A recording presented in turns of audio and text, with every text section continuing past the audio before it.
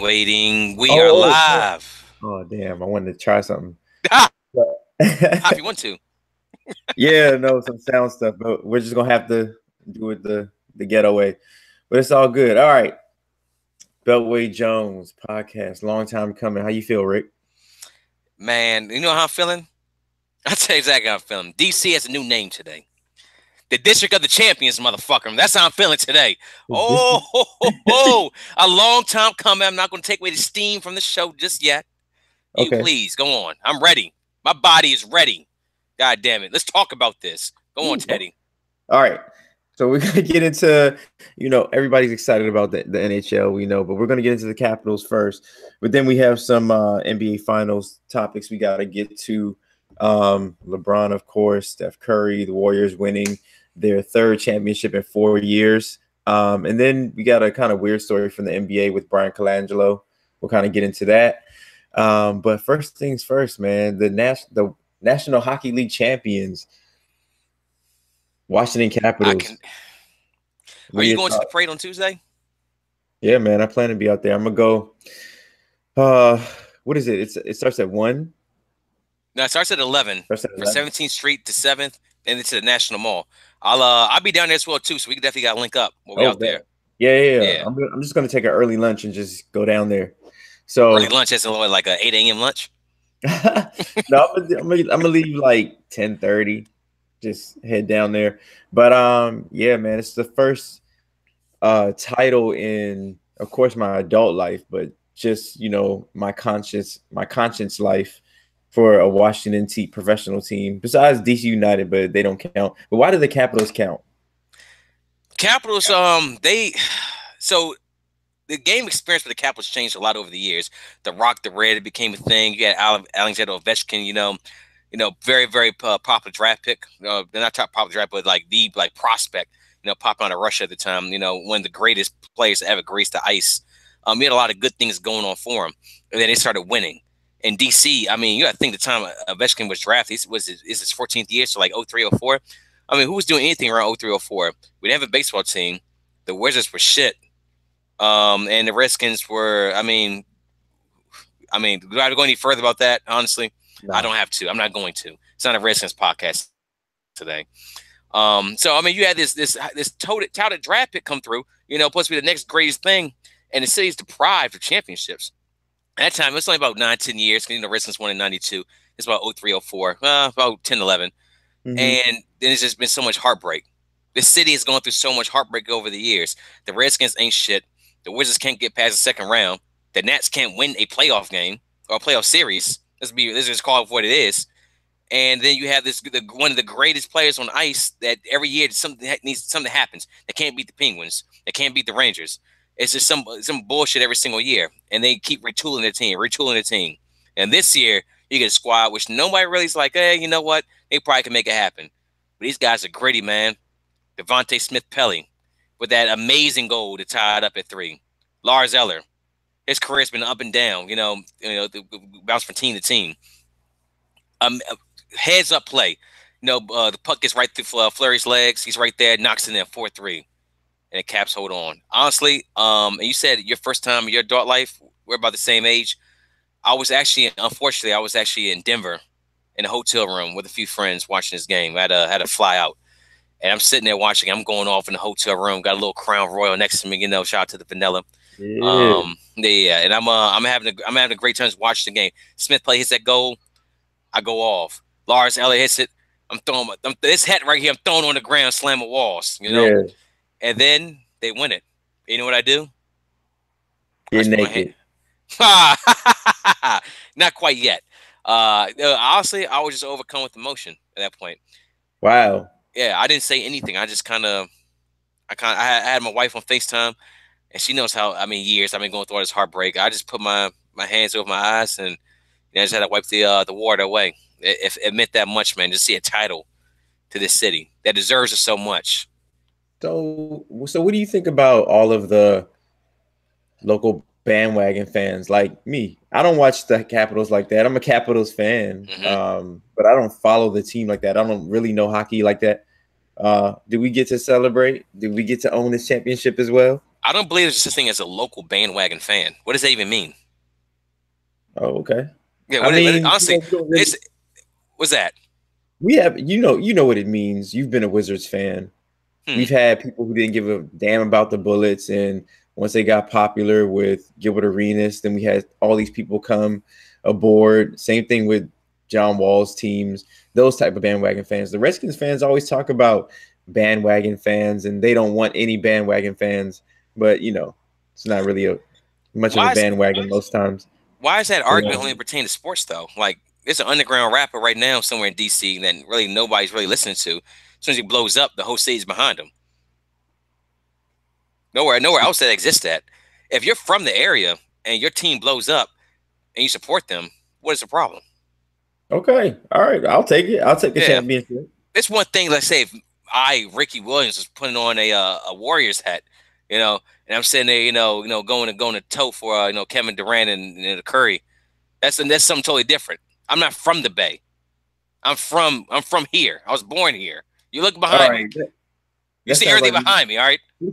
we need to save that for later. It sounds like you guys get something off your chest about these Warriors. But all right, last thing. So not being the diehard Capitals fan, but being a local sports team fan, it was really cool to see that sea of red throughout Chinatown once they Ooh. won. Just the whole city lit up because the Capitals won.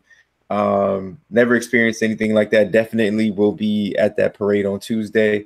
Um, really happy for Ovechkin, man. Like, it's great to have a superstar level talent in your hometown, representing your hometown like he's your guy, lifer, and then to see him finally get a championship, that means a lot.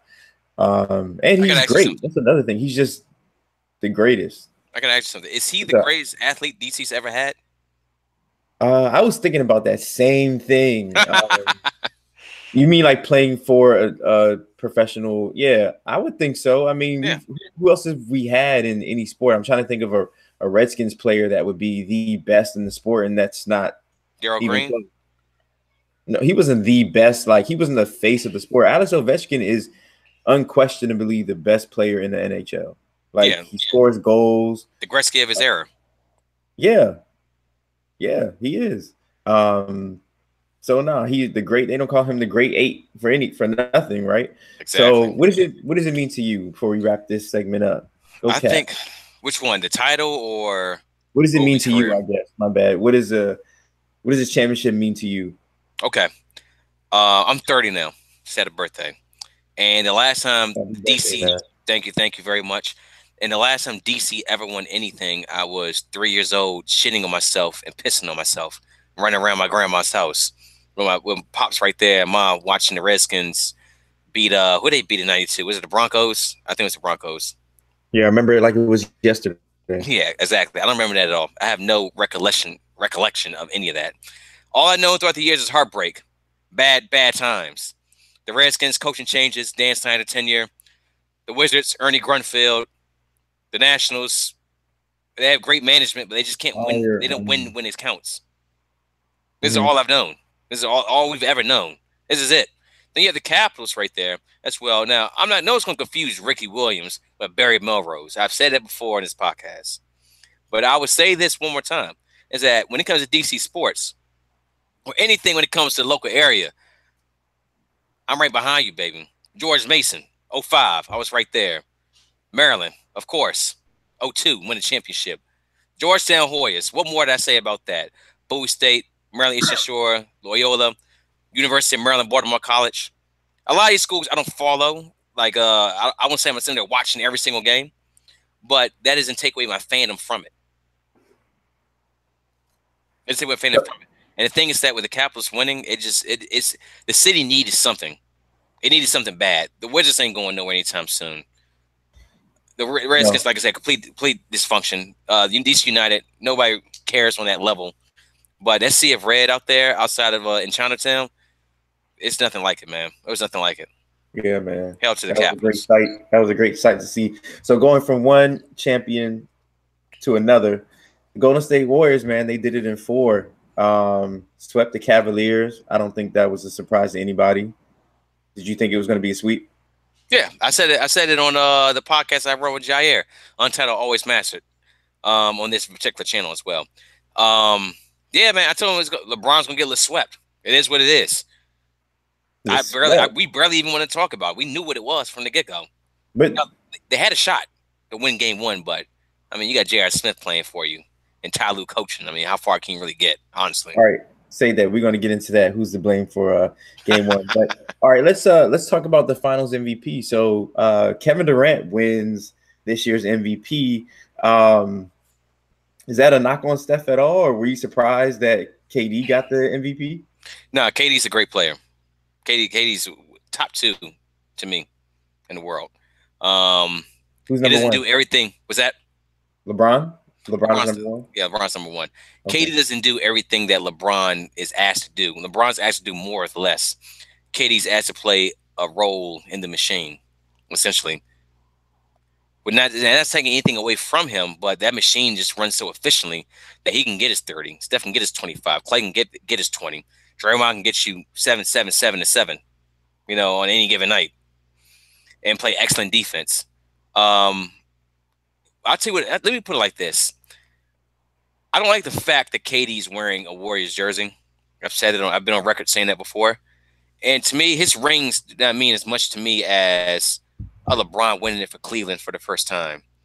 It doesn't mean like it's not on the same level. All rings aren't created equal. Let's just put it like that. So are they on the same level as his Miami rings, LeBron's? LeBron's Cleveland ring is way higher than his Miami rings, if you ask me. I don't think they even compare. I think they're in the same sphere. All right, so Steph Curry doesn't win the MVP, and it was obvious that the Warriors wanted him to win. He had that bad game 3, though. He had a bad game 3.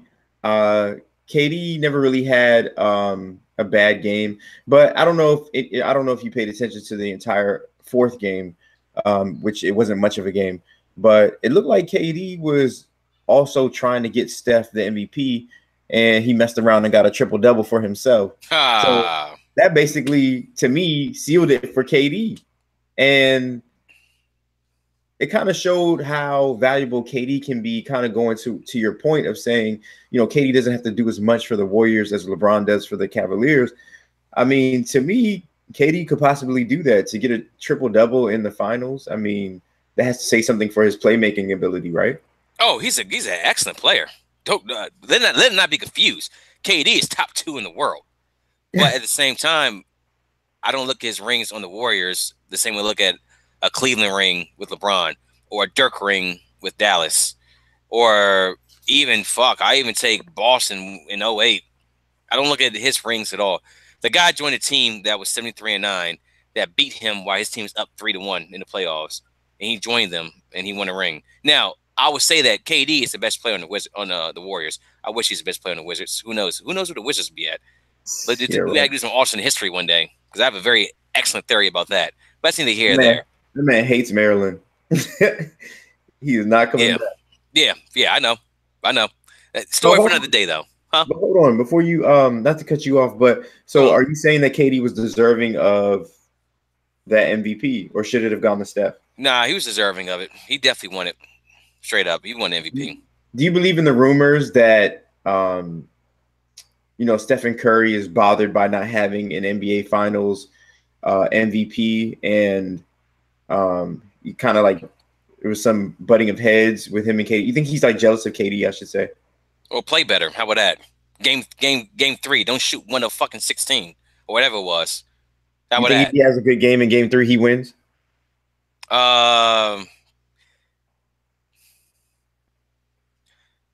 Yes, but KD won them game 3. Yeah, we're talking about hypotheticals at this point. I mean, if Steph has a great game 3, then the Warriors win by like 25. So then I guess it's somewhat debatable at that point. But if he wants it so bad, make your fucking shots in the playoffs. I mean, in the championship. Man, you hard on Steph, man. So I'm not easy, baby. Let me play this clip, because they asked Steph about that very thing, and then we're gonna kind of just dissect what Steph said. All right, I'm listening. Pretty good to win. It was a tough game all the way around, and when you go through that kind of competitive experience for 48 minutes, it's a sense of relief walking off the floor with a win. Obviously, I always say I'm my biggest critic and would have loved to made a couple more shots earlier in the game and things like that. So sometimes you have to get rid of those thoughts and understand that there's another opportunity on Friday to rectify that. But we're walking off the floor up 3-0, having won a game on the road, and definitely a sense of relief and just getting those emotions out. So Steph was answering a question because of some video leaked of him crying after game 3.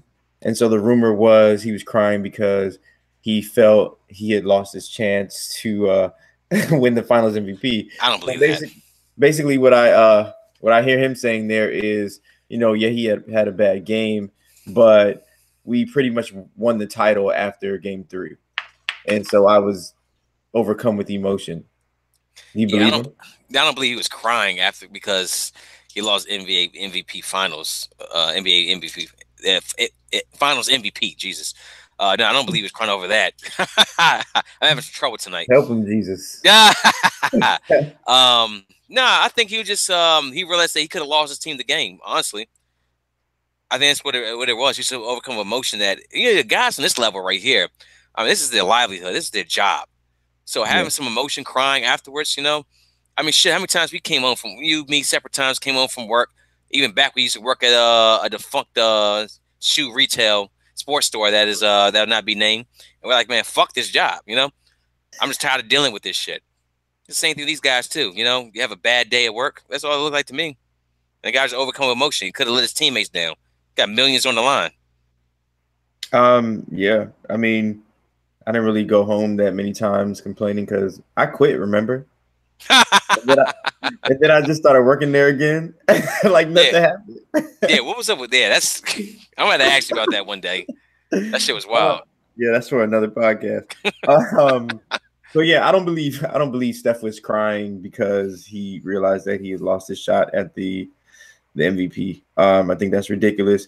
I think they are a machine at this point. They're hungry for championships, and they'll do anything for each other because they know that teamwork makes the dream work. Basically, like that's how they're going to win.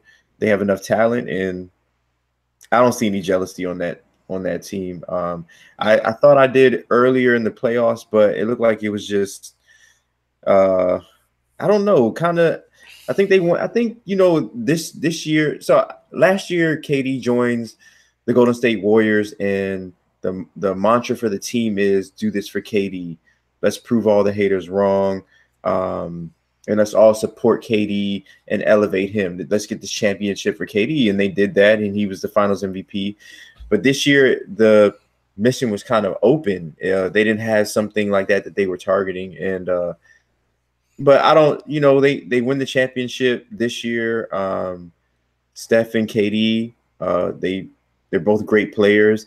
Maybe Steph will win one eventually, but right now I think KD has solidified that he's the best player on that team. Let's not forget Steph Curry also lost an MVP to a bench player in his first championship win. When Iguodala won it. Let's not forget that Dellavedova shut him down in I believe it was Game 3 in Cleveland. I mean, so what happened in Game 3 of this year? Did somebody shut him down? He probably just had a bad game. They had a bad game. The thing is that the knock with Steph Curry is that he doesn't play well in big moments a lot of times.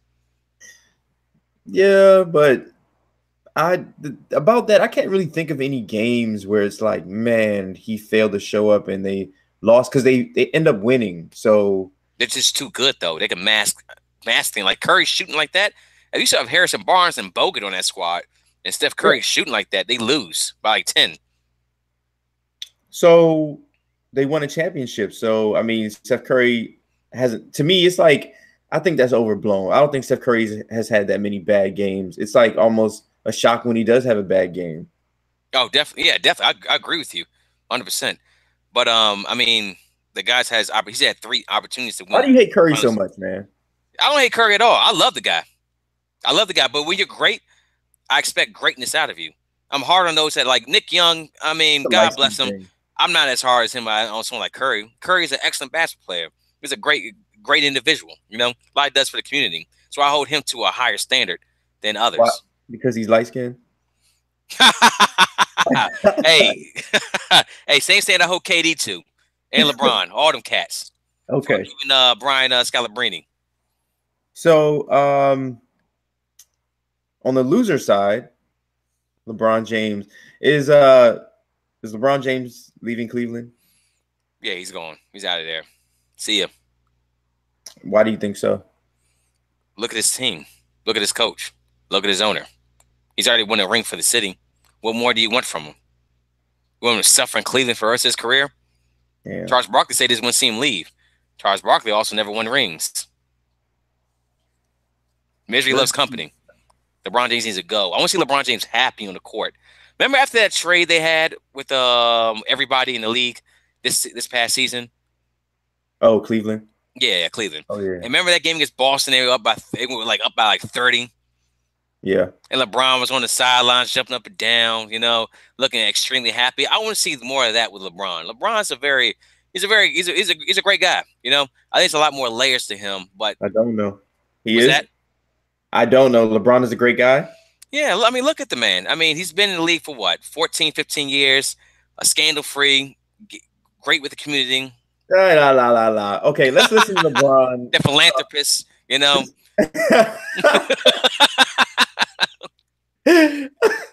Yo, the actor. An actor. Oh, yeah. A thespian. Let's listen to LeBron. I believe this was after Game 3. And you tell me if you think if he's leaving Cleveland or not. So now everyone's trying to figure that out.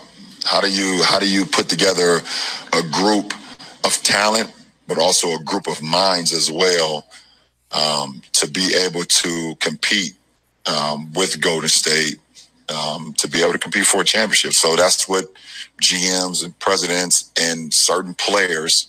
It's not every player. Every player does not want to. Sad to say, but every player don't want to compete for a championship and be in a position where every possession is pressure. Damn. I watched that whole interview the other day. What'd you think? I thought he was saying a lot. I mean, look who he's playing with. Appreciate it. Yeah. No, that's not your style. I mean, look who he's playing with. Jordan Clarkson, Larry Nance Jr., J.R. Smith, old-ass Kyle Korver, the ghost of Kevin Love, Tristan Thompson, or Tristan Kardashian. I don't know what you want to call him these days. I have no idea. I'm just reporting the news. Does that group sound like the highest IQ basketball players? It's like the most talent in the league. No, but they have LeBron on their team, right? LeBron can't win it by himself. Okay, I agree. Yeah, who in the league has ever won it by themselves without a great team around them? Jordan didn't do it till he got Pippen. He was winning 9. I thought LeBron did it in 16. Who did in 16? LeBron. He won it by himself. I mean, that's what I keep hearing. He was the Finals MVP. I think in Miami he won him by himself. Really? Are you serious? You're really going to say that right now? Everybody out there, that's what you're going to say. Look, so was his team? So he says that he needs basically, it sounds like the best talent, and not only the best talent now, he needs the smartest players as well to be on his team. That's what it sounds like to me. Am I misinterpreting what LeBron is saying? You are crazy. I'm gonna let you know right now, Teddy. I got number love for you. I'm gonna put that right now. But right now, you're talking crazy. He doesn't need the best. He just needs smart players. Look what he had in Miami. He had guys that were high IQ players that knew the game, and also he had of course, no superstar wins it alone. Look at Magic. Look at Bird. They had other Hall of Famers around him. Jordan, Hall of Famers around him. Kobe and Shaq, with Phil Jackson coaching. Okay, let's compare the Spurs. Let's compare him to his era, though. So, is it fair to compare him to the 80s, to the 90s? I don't think so, because the NBA was structured differently. Let's compare him to this era. Okay. LeBron needs the best players in the league that's not true. On his team to beat Golden State, because that's what he's saying. That's not true. He beat them, but he had Kyrie Irving right there with him. And he had pretty Okay. much the same squad he has now. He just had somebody else that could alleviate the help. LeBron is initiating all the offense for this team. I think without LeBron unassisted on shots or making shots, they were shooting like 27%. The Cleveland's roster. Okay, so answer the question. LeBron needs the best players in the league right now to compete No, against. he doesn't need the best players. He just needs guys that can play the game at a high level. Okay. Yeah, and also know how to watch the clock. Players with IQ. You know, this isn't the first time that J.R. Smith has not known the situation of a basketball game. Of course not. But isn't J.R. Smith a LeBron investment? Okay, now Teddy, we're talking something totally different right here. Now we're getting to the specifics, and I was waiting for you to bring this up right here because LeBron did get that contract for J.R. Smith. LeBron did get that contract for Tristan Thompson. LeBron James is the GM of the Cleveland Cavaliers. LeBron James got David Blatt fired and got Ty Lue placed in there. Now we're talking something totally different. Now, LeBron in the front office, I don't want that at all. Is he to blame for the construction of this team? I would not disagree with that. You said, is he to blame for the construction of this team? No. I say that he is the one to blame for the construction of this team. Okay. To blame? Yeah, he got all these guys signed. These guys that he wanted on his team. James Jones was riding the bench for Cleveland for 3 years. He would have been out the league. It wasn't for LeBron James. James Jones is not on the team. See, no, not now. I'm talking the past couple of years.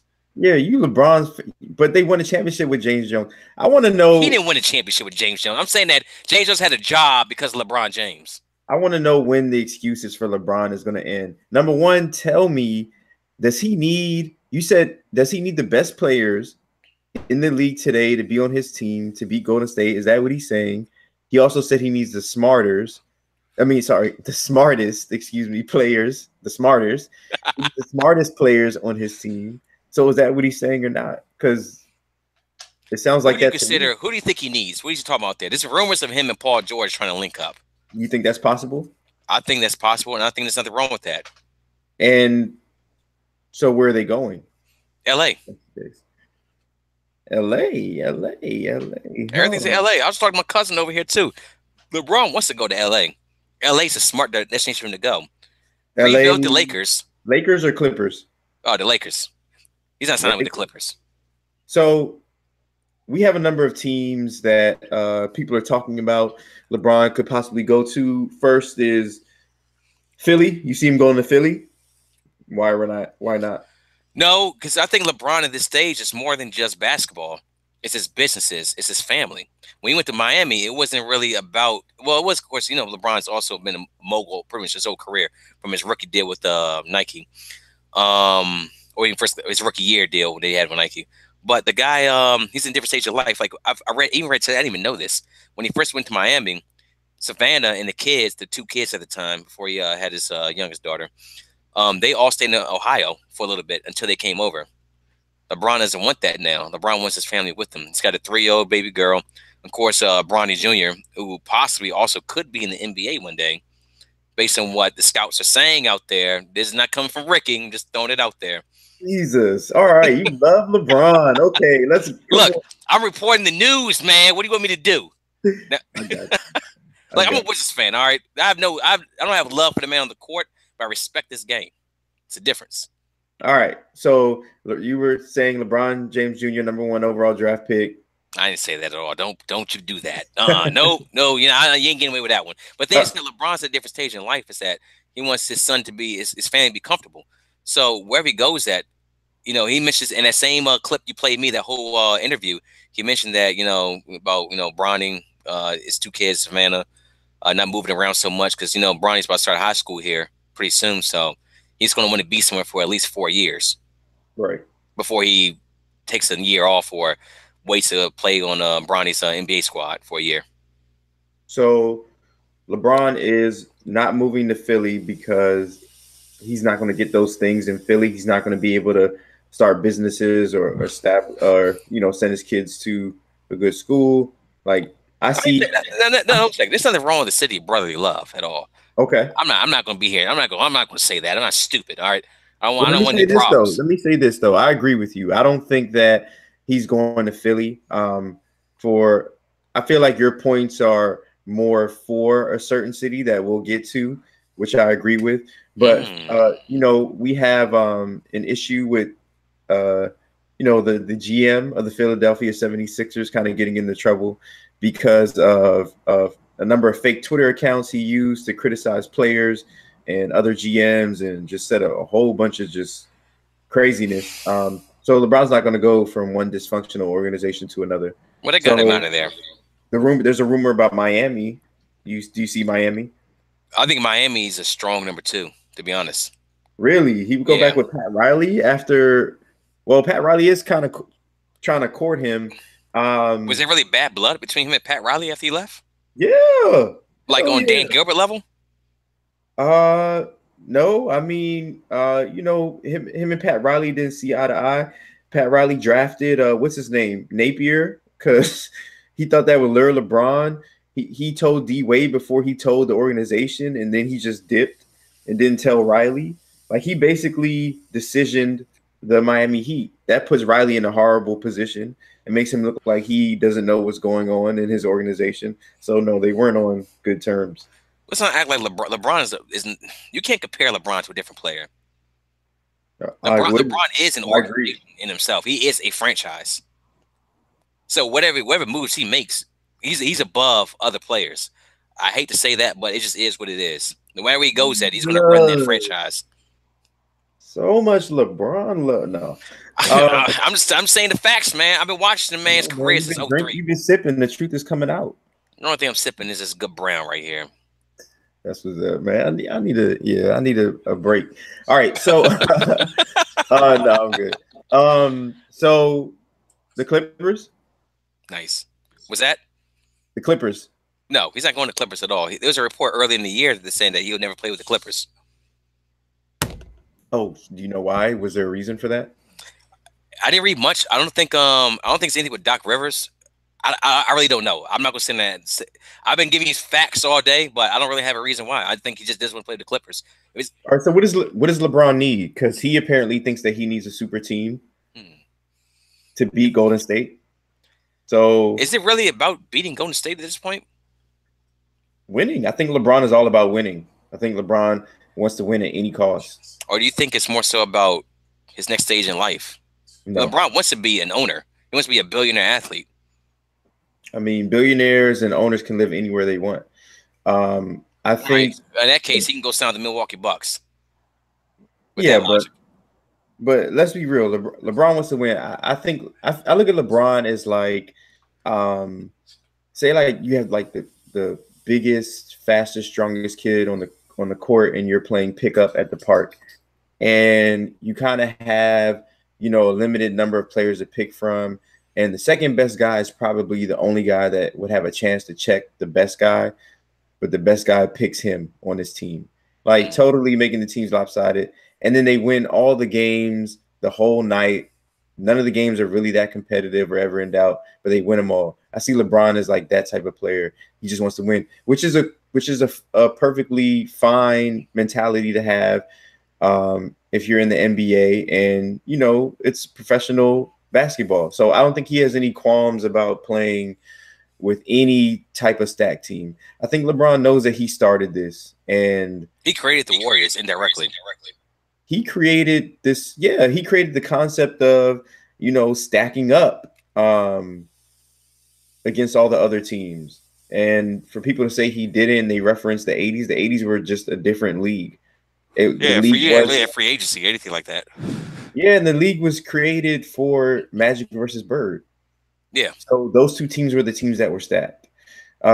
This super team era is something else. So you have Golden State right now that no matter what LeBron does, and LeBron has had a lot of bad luck, I will admit, but no matter what LeBron does, they seem to best him.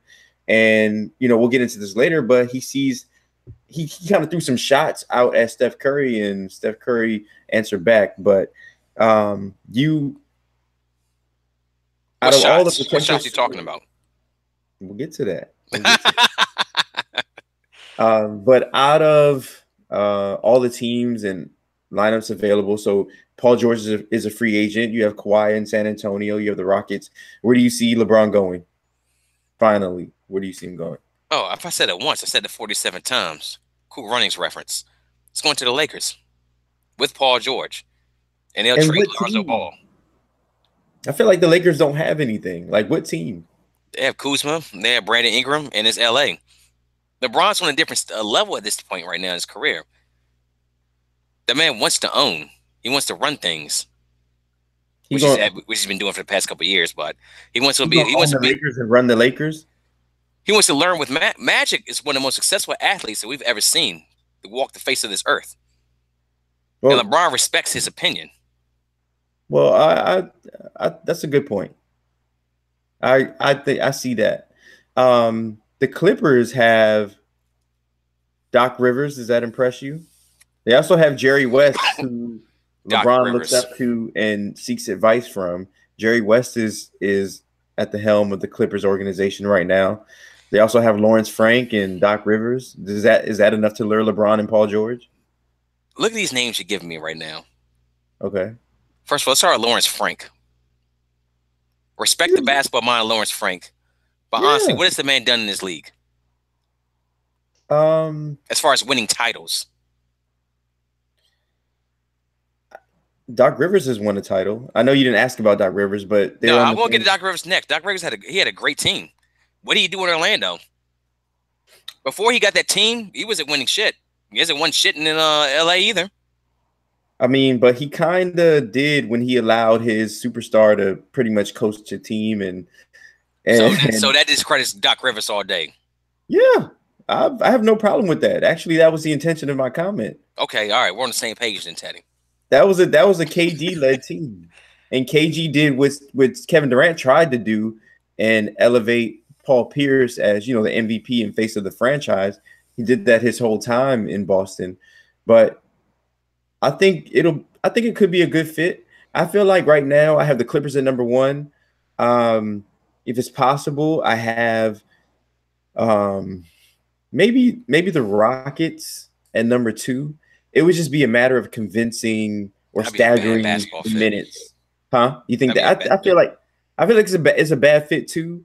LeBron D'Antoni system. That's a bad fit.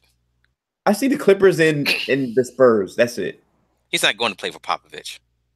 I don't think so either. But that's it. If it's not the Clippers, I don't see the Lakers. I just feel like there's nothing there for them unless they can get dump contracts. Or like a report did come out where Magic said that nobody's untouchable here. Yeah, so they would trade Lonzo Ball if they signed LeBron and Paul George. They'll send Lonzo Ball to Orlando or something like that. Damn. Yeah, send him to Charlotte. They get it. They send him to all the opposite coast. Did it with D'Angelo Russell. Yeah, they did. Because cold-blooded. Yeah, Magic don't care. Magic's there to fix things. And honestly, I think he's doing a great job. You said Magic was doing what with Dick Stains? I didn't say that. He's there to fix things. Oh. I ain't trying to get into all that right there. Nah, oh, yeah, whatever. So he beat it. He's still here. Shit. You're wild, man. Magic Johnson down to 1 aid. So let's get back. Let's go back to the 76ers, though. Have you heard about this Brian Colangelo story?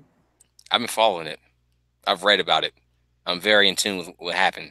Damn, I want to get your thoughts on it, and I'll just go over it briefly for people checking out that don't know. Checking us out that don't know. So, just really quickly, Brian Colangelo was fired by the Philadelphia 76ers. The former GM was accused of basically, having 5 burner Twitter accounts where he leaked medical information about players, talk shit about other GMs and his own players. And basically, like, he was trying to leave breadcrumbs for reporters to follow to kind of make him look good. He also responded to like a lot of childish criticism, which I guess you could, be as petulant as you want if you're under the guise of anonymity.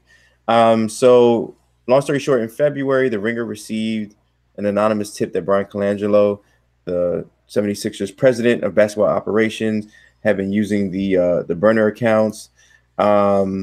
He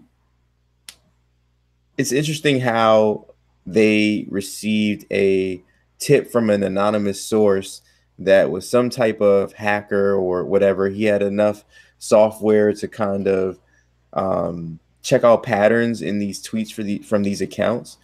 He said that they all had a pattern of likes, follows, and tweets which were extraordinarily similar. And the source contacted the Ringer, and the Ringer then contacted the 76ers, told them about 2 of the accounts.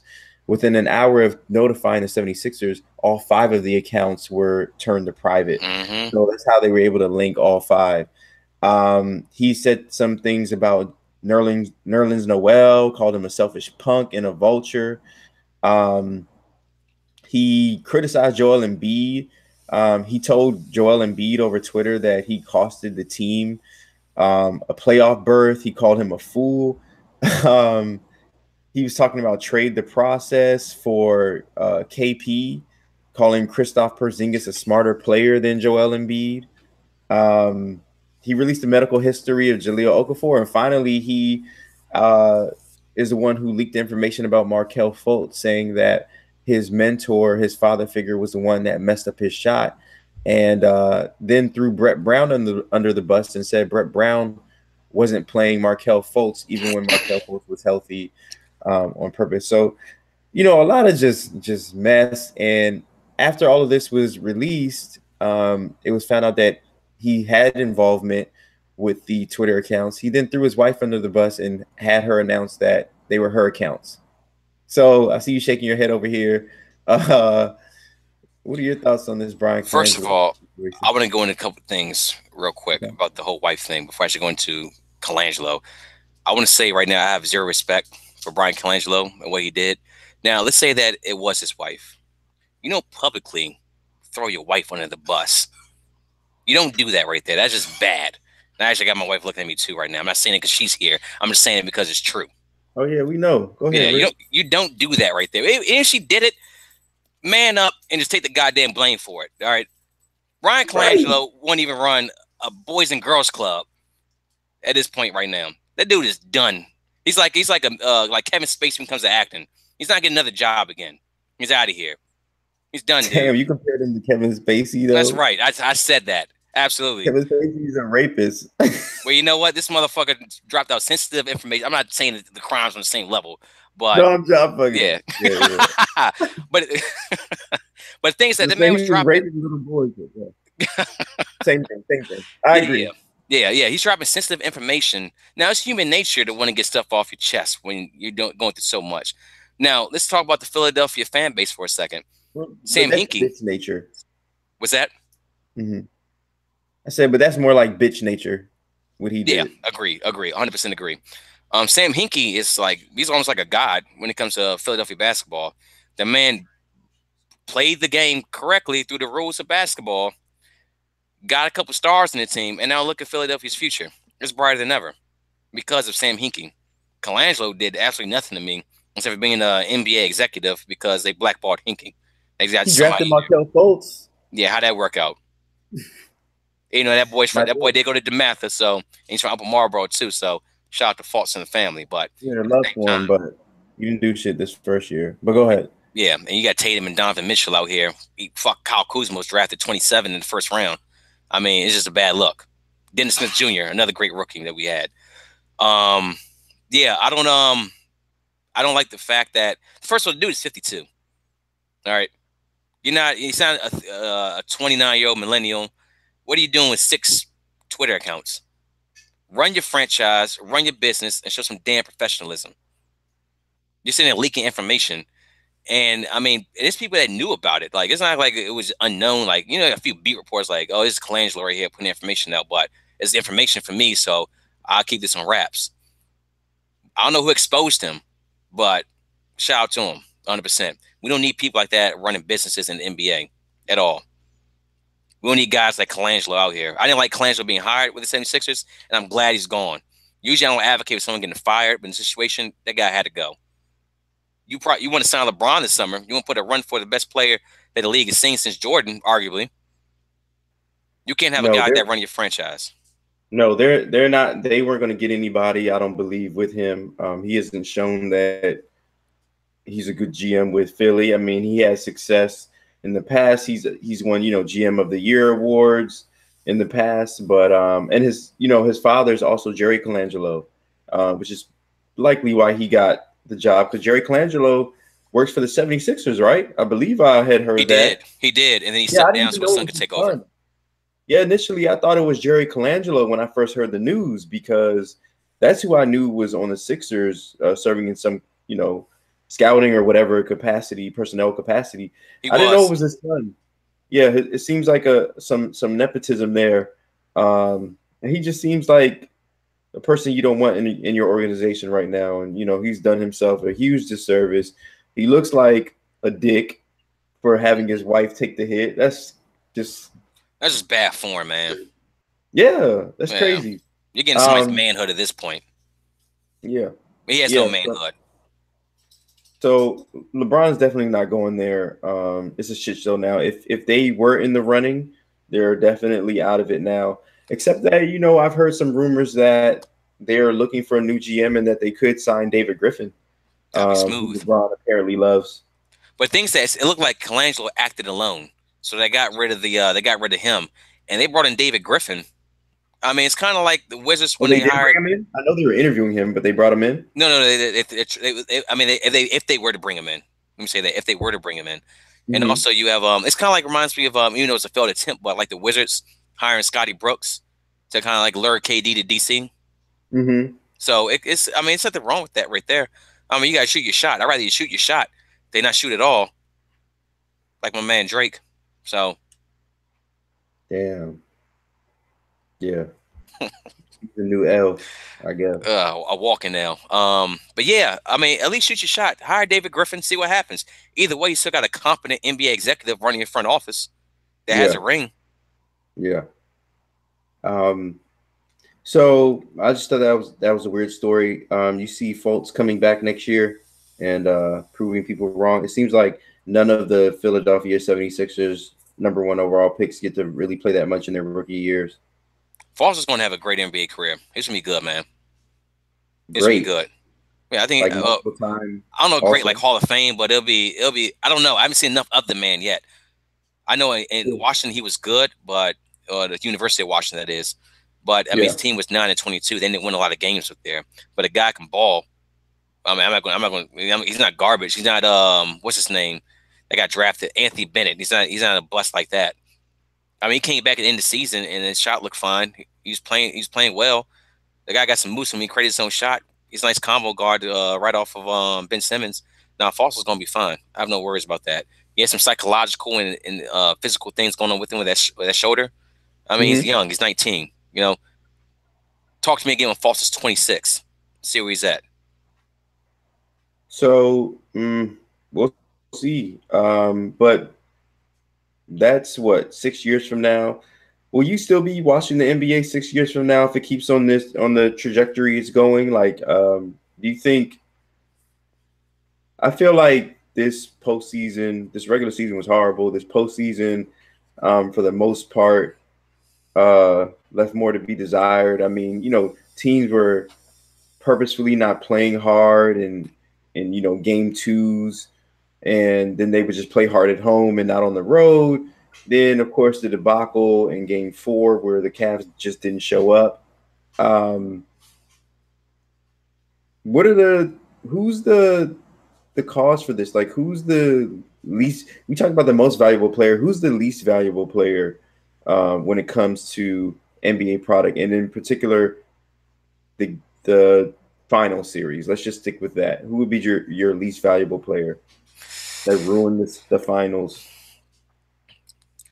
Man, how do I even least valuable? Now, where did the finals go wrong? I'll put it like this. I forgot what Chris Broussard said this, and I'm just reporting what he said. That's what I do. He said that active players in the league were texting him and said that Kevin Durant joining the Warriors broke the league. And it completely broke the competitiveness of the league.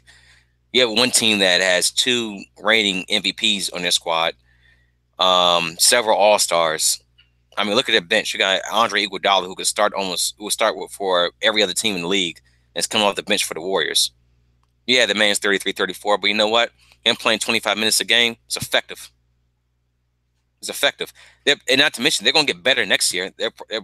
Zaza's not coming back. They're going to bring in more wing players, and they're going to be even better than they were this year. Honestly, like, there's nothing you really can do. There's nothing you can do. You're watching one of the greatest teams that ever existed in the NBA. I mean, honestly, and I put it like this too. Were people complaining when the Lakers went to 9 championships when Magic was playing? Yeah, I'm sure you had some people who complained. This is how the league is. I mean, the league you just have dominant basketball teams. The Bulls of the 90s, the Lakers, the Celtics of the 80s. I mean, it's just dominant. The Spurs and the Lakers of the 2000s.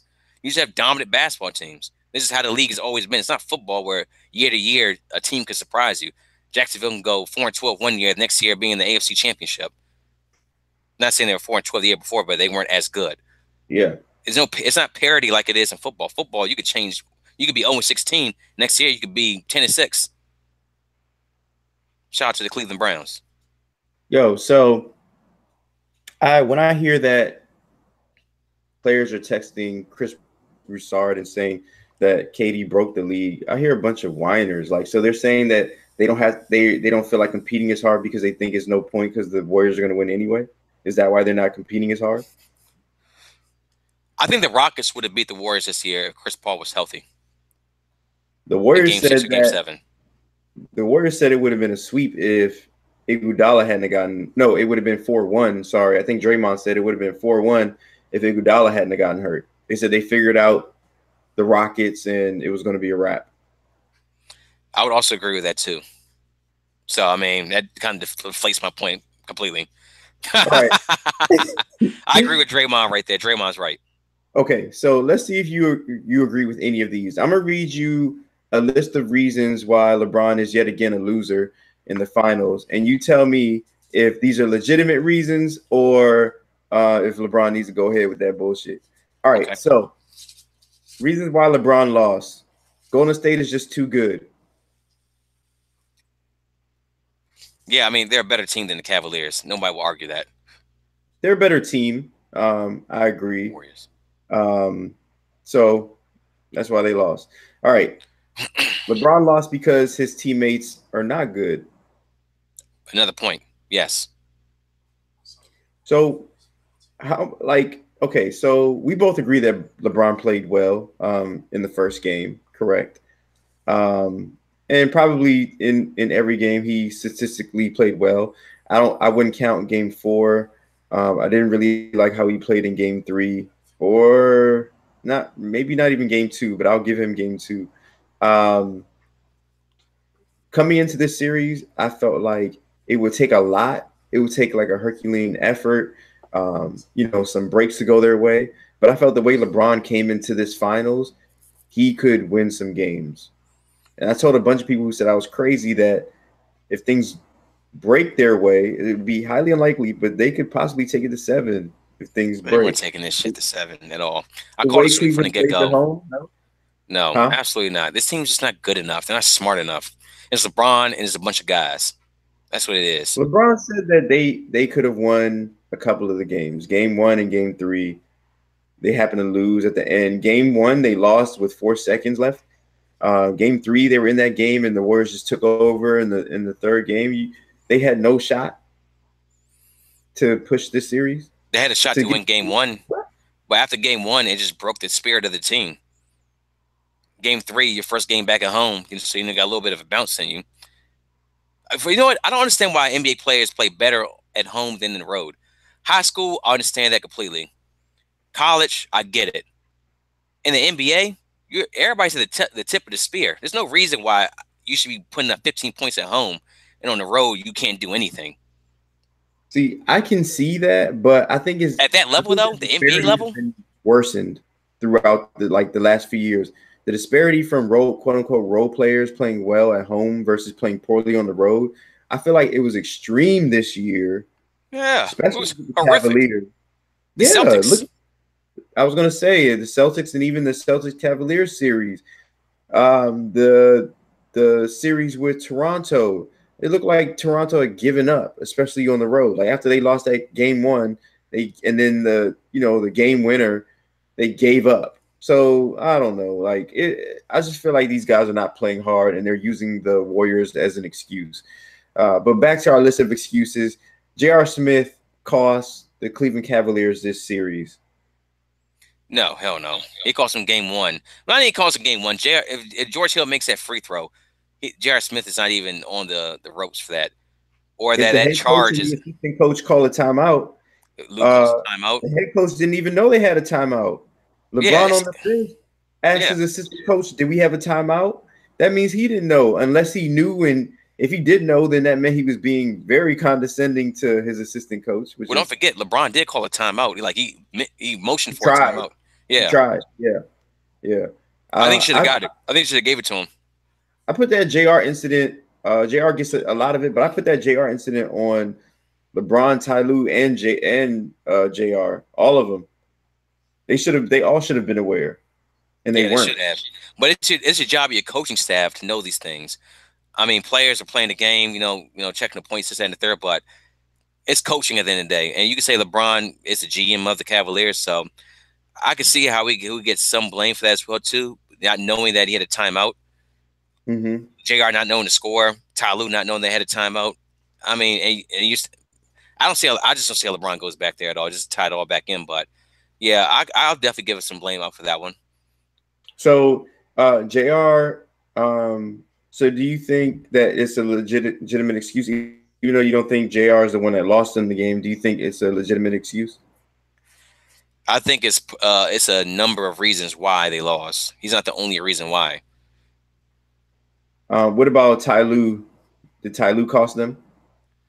Ty Lue not knowing the situation, and Ty Lue's not Ty Lue has corrected David Blatt on certain things in past finals with the Warriors. Ty Lue had Blatt tried to call a timeout when they're having timeouts, and Lue stopped him. So Lue's been, I don't know, that's different though. You're an assistant coach. He handled timeouts well in the past. Then he's handling pass, but when you're the man and the pressure's on you, that anxiety. Anxiety. Forget. How about the fact that LeBron must have been fatigued? Is that a legitimate excuse? The guy was averaging 46 minutes a game at the age of 33. And creating all the offense for these guys. What about the fact that LeBron apparently had a broken hand after game one? He shouldn't have punched the damn board. You think his hand was broken, bro? Like what? I don't know, man. I don't know, bro. I have no idea if his hand was chipped the bone or not. I don't know. LeBron's been very healthy throughout his whole career, right? But at the same time, I can see him hitting the board in frustration because you had them on the ropes. You had him. But I heard his bones were adamantium. I would believe that. The man has a healing power of Wolverine too. So actually, the NBA has just announced that LeBron not only had the record with the 51-point game, but he also is the first player in NBA's finals history to earn a triple-double with a broken hand. Now, is that impressive? If it's true, then definitely impressive. You can average triple-double with a broken hand. I'll give you that one for sure all day. ESPN right now. So how much of this is on LeBron? How much do you blame LeBron for? I mean, he got this team here. Did anyone in their right mind think they were going to beat the Warriors? So it's his fault. He shouldn't have gotten them there. I said this to Jair on Title Unmastered, where you can find this very channel as well. That I thought it was better if LeBron would have lost to the Celtics than actually losing again in the finals. Because I told Jair, all you're going to hear all year is that Jordan won 6, LeBron lost 6. That's it. LeBron has lost 6? That's a 6. He's 3-6 now. Ooh, you mean he's 3 for 9? You can say that as well. Okay, I would prefer. The math still adds up. So, how much of it falls on LeBron? You still haven't answered my question. On the court play, I don't blame LeBron at all. Off the court, signing certain guys, advocating for individuals to get fat-ass contracts. Honestly, he should have let Tristan and J.R. Smith go. There's no reason why those guys should have the contracts they do. They're limited players. They're not J.R. not very smart. He can hit some threes, but overall not what he used to be. Not saying he's ever a great player, but just not. I don't know what I'm saying right now. He's never been a high IQ player. Let me put it like that. So he's had moments, but he's also had moments that will hurt you. So LeBron needs. What does LeBron need? Does he need a better front office structure? Like, what does he need to be successful against the Warriors? Because that's his mission right now. He needs a much better. Who has he had? Honestly, that he could, besides Spoelstra and Pat Riley, who has he had in his corner up higher than him that he can actually truly respect? David Griffin, I give you that one. But who else? What coach? Man, none. Apparently, he's just been snake bitten. So you want to hear from LeBron? What he said he needs? Huh. I know he needs. I know he said, but go ahead and play it. All right. Yeah, I made the move in 2010 to be able to, play with talented players, cerebral players, that you could see things that happen before they happen on the floor, and your teammate can do the same. Throughout the course of a season, throughout the course of a game, throughout the course of a playoffs, throughout the course of the finals. So when you feel like when you feel like you're really good at your craft, I think it's always great to be able to be around other great minds as well, and other great ball players in my instance, and other great I think studies of the game itself. So that's never changed. Even when I came here, in 14, I want to try to surround myself and surround this franchise with, great minds and guys that actually think outside the box of the game and not just go out and play it. Damn. That man said a whole lot right there. I mean, look at like this. You play pickup ball. Yeah. I play pickup ball as well too. What do you want on the court with you when you play? You want the best five you could possibly have. Nah, because I like to shoot. I like. You want players that know their role, that could play well as a unit. Yes. What is any issue with what he said? You want guys that are smart when you play, right? Guys that know the game better. You don't want some dude that's like, yeah, I haven't played in years. I don't really know too much about the game, but yeah, I'll go out there and play with you. I don't have an issue with what LeBron said. I have an issue with the fact that he's constantly throwing his team under the bus. Like, you don't need to do all that. He's been throwing his team under the bus since game one. Talking about we need cerebral players. We need smart players, players who think outside the box. Like, how many times are you going to crucify JR? You didn't know there was a timeout either. No, you're right. Your assistant coach didn't either. Yeah, you're right. One of the reasons why Kyrie left was because of the assistant coach setup you had going on. Yeah, you're absolutely right. Kyrie said constantly he wanted to be around basketball minds and grow as a player, et cetera, et cetera. I thought it was just whiny of LeBron. Yes, it's whiny. He's also right too, but yes, it is whiny. You didn't have to say that publicly. Yeah, he's 100% right though. I enjoyed the raw realness of it, but some things are better left just. I mean, it's already known. It's better left just unsaid. Everybody already knows it. Everybody knows you're not playing with high cerebral players. It's no need for you to actually go out there and say it while you're in the midst of battling for an NBA championship with these guys. Yeah, especially since the media has been saying it for weeks now. So it shouldn't have to. It doesn't need to come from you. We already know LeBron is just. He's special. But anyway, so I feel like he's not getting enough or any blame really. And why do you think that is? Why isn't LeBron getting as much blame? Throughout his career or throughout these finals? I'll just say these finals. Everybody knew he was going to lose. Everybody knew he was going to lose. Nobody in their right mind, no basketball aficionado picked the Cavs over the Warriors. I did. You picked the Cavs? No, you didn't. Yeah, man, Cavs in 7. I believe in Bron. You didn't say that. Believe, man. Believe, man. It, no, Teddy did not say that. Everybody, he did not say that. Everybody, he did not say that at all. All right, look. So I came to the conclusion that what LeBron said there was he wants to win. And he also knows that he created this situation. Like he birthed this Frankenstein on himself. Goes to Miami, creates the first super team, makes it okay. Kevin Durant one-ups it, joins a really I great don't believe team. he created the first super team. He did. I don't believe that at all. I don't believe that at all. Let me take you back to another year. Let me take you back to 97, 98. Or 98, 98, 99. When Charles Barkley forced a trade to the Houston Rockets. Charles Barkley. Yeah, Charles Barkley forced a trade to the Houston Rockets. Oh, yeah? To join who? Scottie Pippen and Hakeem Olajuwon. Oh, shit. Come on, son. Scottie Pippen and Hakeem and Charles Barkley were old. Number one. Number two, they didn't win anything. They like broke down by the end of the year. Like Charles Barkley has never been a bastion. He's not like LeBron in the gym all the time. By the time Charles Barkley was like 29, he was a black Homer Simpson in the NBA.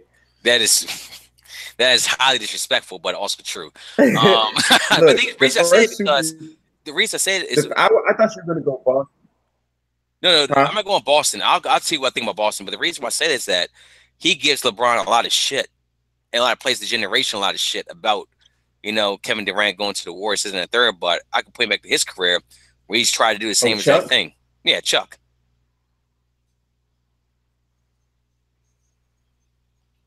You can hear me when I said that, right? Yeah, I mean, Charles Barkley's a bitch. I agree with you. Yeah, I'm pretty much using that. I'm using that platform to jump off this one right here as well. Yeah, I got you. Yeah, exactly. I'm using that one to jump off this one right here. No, we're having some connection issues. Can you hear me? You got me?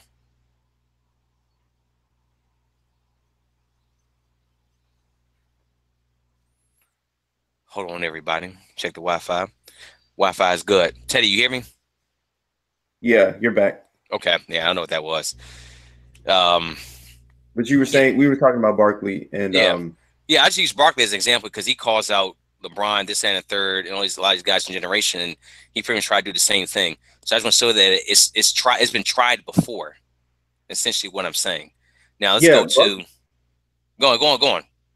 Oh, I was gonna say, Barkley talks about competition, how LeBron doesn't want to compete, and all these things, and I agree with him to an extent. LeBron wants to win. He doesn't like appreciate the struggle to overcoming things as much as he wants to just win. Like he just wants to collect his rings, collect the statistics and things like that, which I mean, I don't have a problem with that.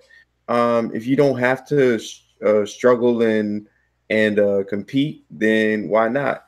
Now, as a fan, I have a problem with that because I'm a fan of the NBA. I'm not a fan of LeBron. LeBron fans just care if LeBron wins. They just care about what LeBron cares about.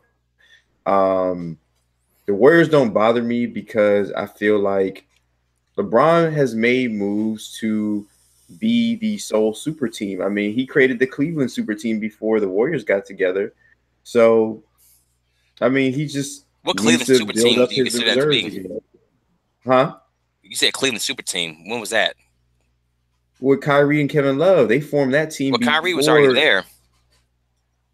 Yeah, I mean, it doesn't matter like, how they got there. I'm just saying like LeBron joined Cleveland again with Kyrie and Kevin Love, and that's a super team, right?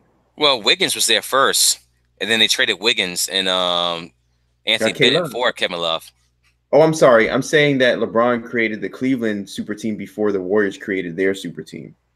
I would say I don't ever consider a super team in Cleveland. I think it's different if you trade all right, so let me ask you this then. Do you think it's a difference if a player creates a super team or a front office creates a super team? So I only use a super team term for the most recent, super teams because nobody called any of these teams super teams before Miami, and there was a reason for that. So were there like dominant teams that were created back in the past? Yeah. like I said before, the 80s were built around the Celtics and the Lakers. It was built around Magic versus Bird. It was built around white versus black. It was built around blue collar versus whatever Los Angeles is supposed to represent, yuppies Hollywood. or whatever. Yeah, Hollywood, all of that. So what happened in 2010 was not that. It was the reason why they call it super teams is because they used to call it like the super friends. LeBron was criticized back then for joining Miami, wanting to join a rival, wanting to play with his friends instead of what appeared to be, running from the responsibility of being the best overall player and dominating like Jordan. They just want to compare everybody to Jordan. They want everybody to go through what Jordan went through. I highly disagree with that because I think it's a stigma. Yeah. I think it's a stigma with if a player chooses to do something, everybody's against it. But the front office makes a move and does the same exact thing, everybody's for it. But why is that? What if the Miami Heat would have traded? Like they did. I mean, it wasn't sign and trade, but what if they outright traded for LeBron James and put him there with Chris Bosh and Dwayne Wade? I think people would still be upset. They would say that it's unbalanced. It just wouldn't be directed towards LeBron. So LeBron doing the same thing the front office is doing is a problem. But the front office does it. Then LeBron is a player at the end of the day. We act like LeBron is not a player. He's a player at the end of the day. He's more than a player. Let's be honest here. Like Jordan was more than just a player. I mean, people expect players to want to like be competitors, and that looked like a move where he was stacking the deck. Do organizations stack the deck? Yeah, but that's understood to be their job. Like, let's not conflate the order of things. The rules have changed. Yeah, LeBron has changed those rules, whether for good or bad. Like, not everybody's going to agree. I don't think it's a completely negative thing that we talk about LeBron being on super teams because it's just a change in the game. It's just what happened. If you like LeBron, then you might be defensive about it, but it doesn't change the fact that he changed the landscape. And it is what it is. He did it. Yeah. Right? Yeah, the landscape has changed. Any player now has more power than their front office. Definitely have more power than a coach. They fire a coach before they trade a player. Yeah, it's been like that in the NBA. And I agree. But, now we have a situation where guys are, they're prioritizing winning over everything else. Is that a bad thing? So Paul George, when he goes into his free agency, and it depends on the type of player, because he could be the type of player that's like, nah, I want to get paid. He could be the type of player that is like a LeBron, where he's just like, I just want to win and I'm going to win. Or he could be a guy who's like Russell Westbrook and wants his own team. It's just like LeBron said, he wants to get like-minded guys, and these guys, I see them as Chris Paul himself, possibly a Melo. You can get Melo at a discount, and then like some mid-level grinders, like what the Clippers have with Tobias Harris and Avery Bradley. Avery Bradley at least has been in the Eastern Conference Finals. The Lakers, to me, is tough though. They have room to get two superstars, so LeBron and Paul George could technically go there, but they have a lot of just young players that don't fit, that would look like how Jordan Clarkson looked in the finals this year. That's how it was when he first went back to Cleveland. Nothing was built that. They didn't win like 20-odd games the year before. LeBron went back, maybe in the low 30s.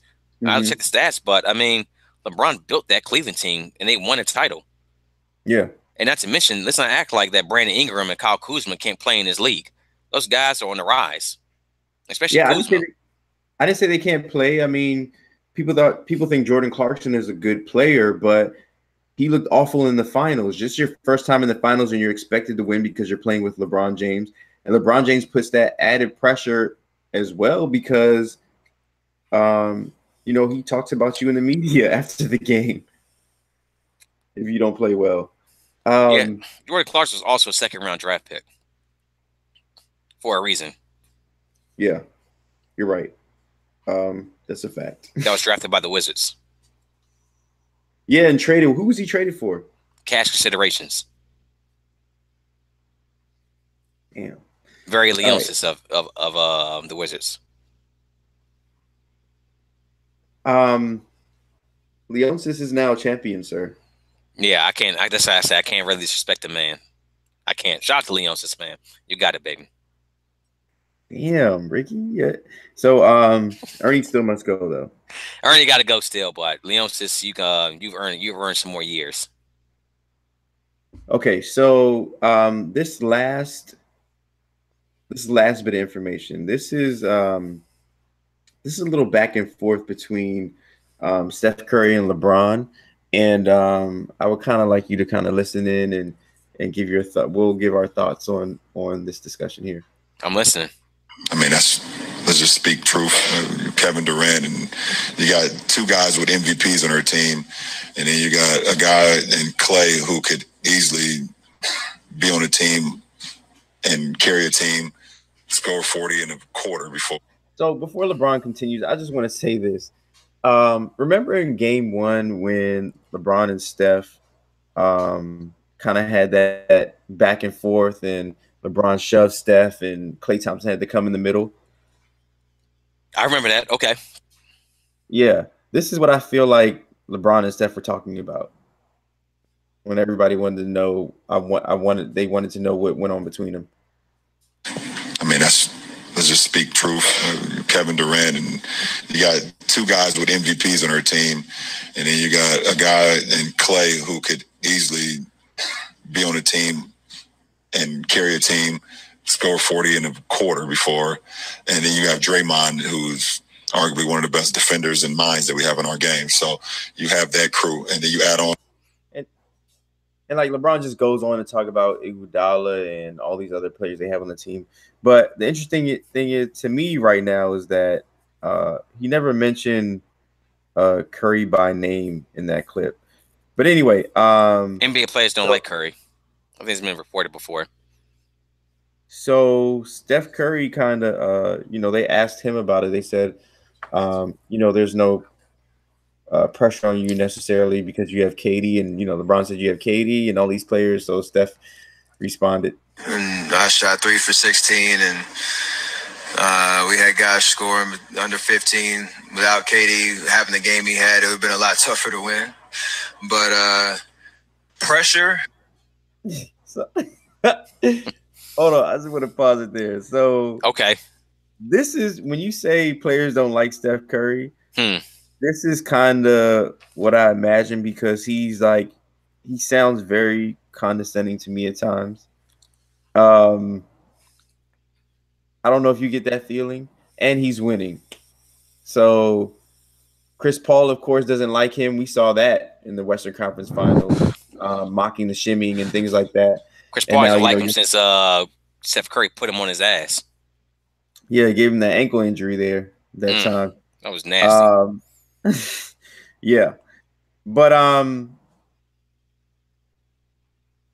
LeBron and Steph have this little rivalry thing going on as well, and I think Steph has kind of got the better of it over the last 3 to 4 years, and I think it pisses LeBron off, and I think that's pretty cool. I think finally we have some animosity.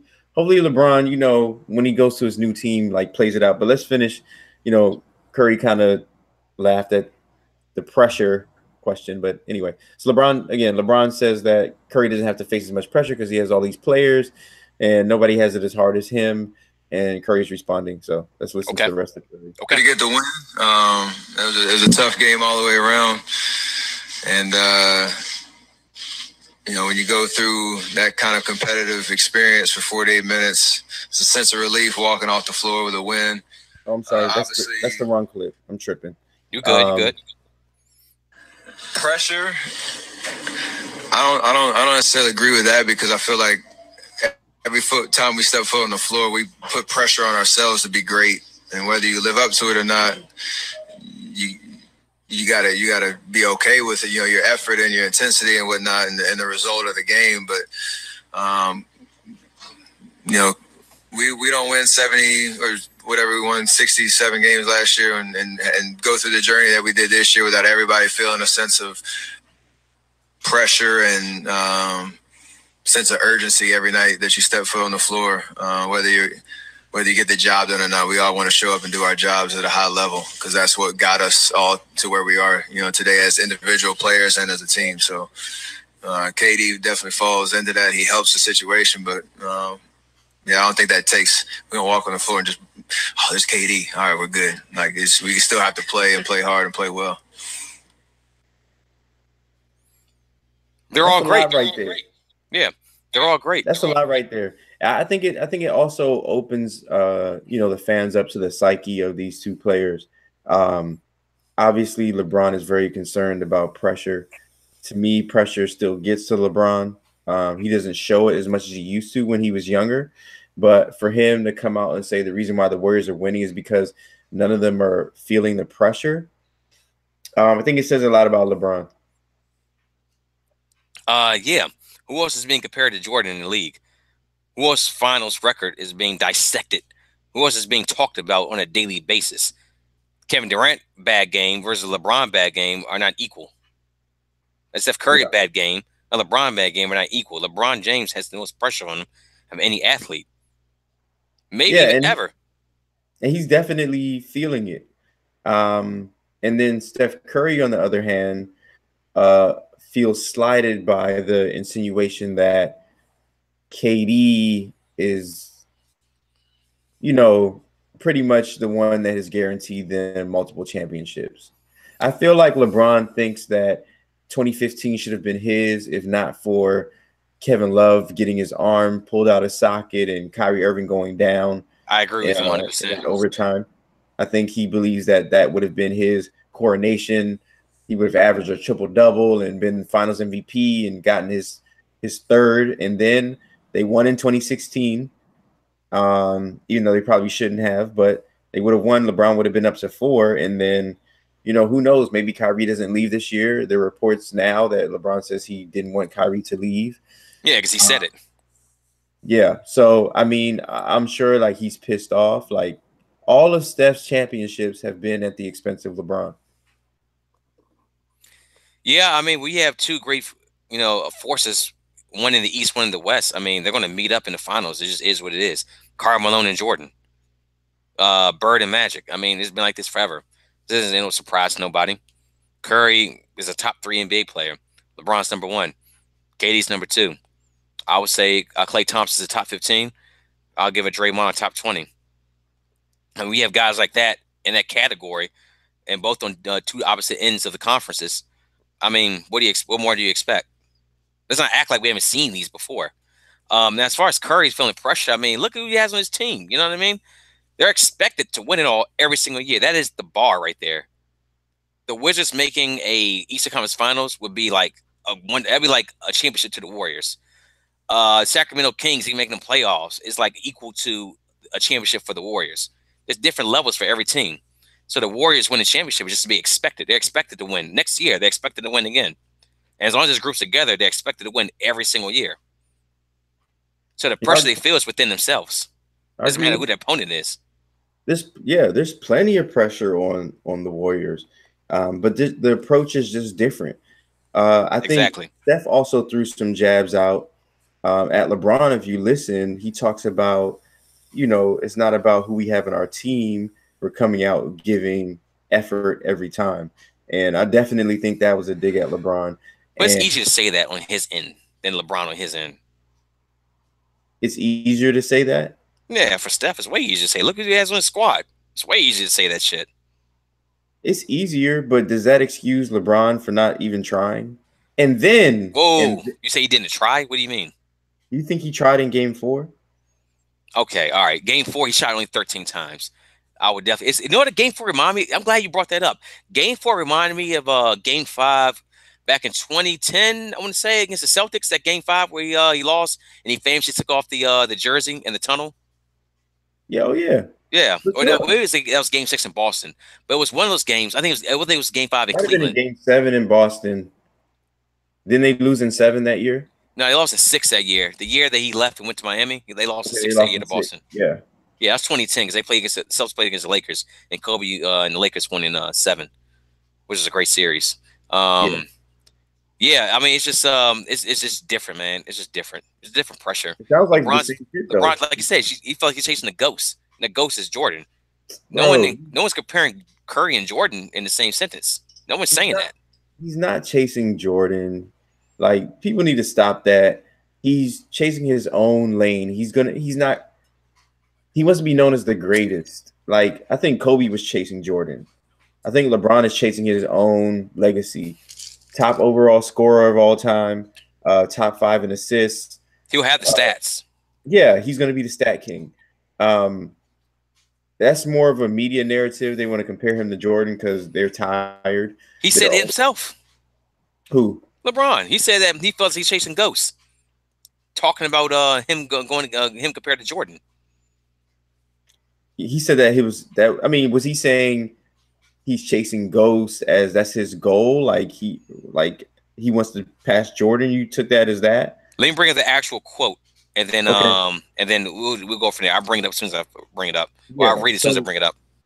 So while you look for that, I'm just gonna state my point that I just think LeBron, he has the ability to carve his own path and still be considered the greatest because they're talking about him being the greatest, and he's not even close to the amount of championships that Jordan has. So he can do it. Having the scoring title, top 5 in assists, all these other statistics he's accumulating, he's going to be in the discussion. And he still has time to prove outright or accumulate enough of a career to say, hey, when you mention this guy, you also have to mention me.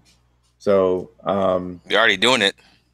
Yeah, they're already doing it. So I don't see where this pressure necessarily, this whole pressure argument comes from because LeBron, I don't know. To me, LeBron I don't know. I don't see it as. I have the quote. You find the quote? Okay. I got the quote. LeBron says after they won his 3rd title, the first one with Cleveland, he said, "My motivation is this ghost I'm chasing." James said in an interview with Sports Illustrated. The ghost played in Chicago. So, okay. So he's saying he wants to chase the ghost of Jordan as far as championships go. I mean, what else could he be talking about? Yeah. There it is right there. Or maybe Robert Horry because he won 7. But he wasn't in Chicago. That's how you know it's ghost.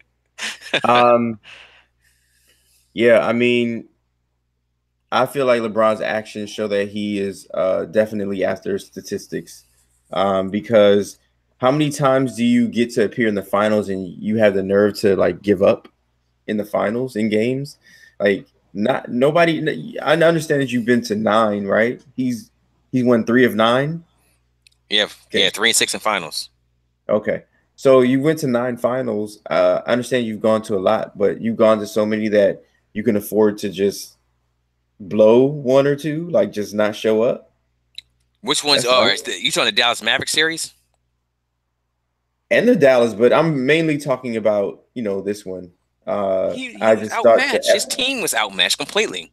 So it's okay for him not to try in games. He scored 51 in game 1. He averaged a triple-double throughout the series. Yeah. Okay, but he could have scored 50 in all 3 games. Would it excuse him not only shooting 13 times in the 4th game and not trying? You think he didn't try at all in game 4? Of course not. I didn't think so. I don't think he tried. I agree with you. I agree. 13 shots. Sorry, LeBron. Not good enough. I think he gave up in game 3. I feel like really after game 1, I feel like he just had an excuse, a cop out, and he just ran with it. I thought that LeBron, because he was having such a great postseason, was at least going to like go down gunning. That's it. Nah, he knew he was up against. He knew he couldn't win. But there's no excuse for not trying. Like, I understand he would have lost, but come on, man. Like, people are tuning in to watch these games, and to see you just give them up is, come on, man. You're not going to make a fan out of me like that. And he doesn't need me as a fan. I agree with you. I agree. It's the same way LeBron and Drake are like in the same category. LeBron's game 4 and Drake's non-response. I put them both in the same category at this point. Yeah, same thing. Yeah. So anyway, last story of the night. Hey. NFL. Yeah. NFL national anthem, White House visit, all of that stuff is back in the news. So, so what happened here? A lot of the Eagles said that they weren't going to go to the White House. So Trump was like, actually, you're all uninvited. And I don't know. Yeah, that whole thing confuses me, man. Like they said they weren't going, then you invite somebody, or I don't know. I don't know anything with that. This is what I wanted, though. We said this before in the first episode. I wanted them, and you said the same thing too. I wanted them to go because you know why? It's not so much that now people use things as excuse like he said bad things about them. I mean, there's been things said about each other on both sides, but the fact is that when it comes, and we said this with Colangelo, manhood, when someone's talking shit, or you feel like somebody's not getting your point across, and you have a chance to actually meet them face to face, then fucking do it. Go to that man face to face, look him in the eye, and tell him exactly what it is and how you feel. You may not get heard correctly, or you may nothing may come of it. But guess what? At least at the end of the day, when you look at your kids in the eye, you can say that I never run away from anything. There's not one battle that I was faced against that I fell back on. Yeah. They all look like cowards. They look like cowards. They look like they don't even know what they're processing, what they're upset about. You know what I mean? They look like just children just kicking and screaming for attention. Yeah. I would love to see Chris Long up there talking to not to cut you off, I love to see Chris Long up there talking to Trump. Who's that? Have a conversation. Chris Long, Eagles. Oh yeah. Yeah, the Eagles, the whole Eagles roster. I love to see this type of conversation. What's Chris that? Long? I'm just like Chris Long is no, I'm not like criticizing you, but I know like a lot of people were talking about Chris Long. Chris Long's at the forefront of a lot of, but I'm just like the white guy is going to talk to Trump about police brutality. Well, you know what Michael Bennett said. What? About early in the year that it'd be better if a lot of white players actually stood up with us. No, well, he wants to hold hands, so you know maybe. And not just him. I use him as an example, but because he's one of the most outspoken guys on the Eagles. But I mean, I have to also bring another name up too, in Malcolm Jenkins. I mean, Malcolm Jenkins has been going to Capitol Hill, speaking with other officials about this as well too. If you have a chance to speak to the guy, I mean, why not do it? Yeah, it's weird to me. Why not? Yeah, I mean, you have nothing to lose, honestly.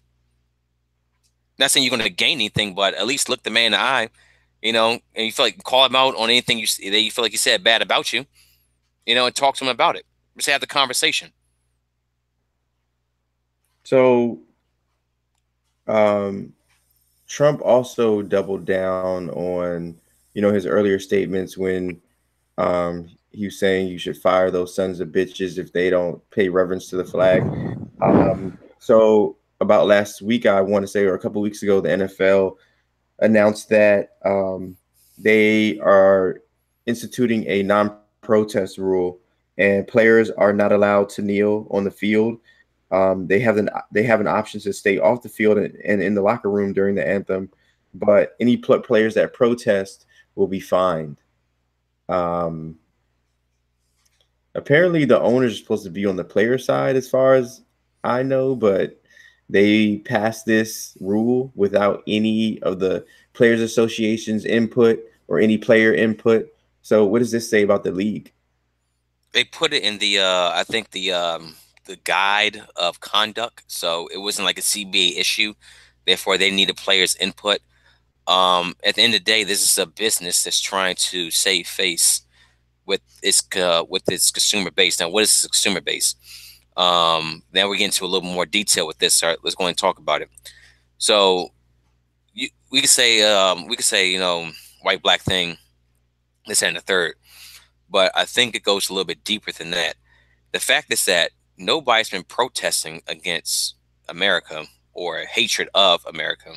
Now, if a player knelt for the flag and said, "Yeah, I hate America. I'm doing it for that reason," then I wouldn't support that. I mean, I'm obviously living here. I eat here. I raise my kids in this country. I wouldn't support that for that reason alone. If you said that I just hate America, so I'm doing this right here. Now, if you say the protest is that there's a lot of fucked up things that happen in this country, You know, this is me being a voice for people that can't speak for themselves or don't have a platform like I do. That's something totally different.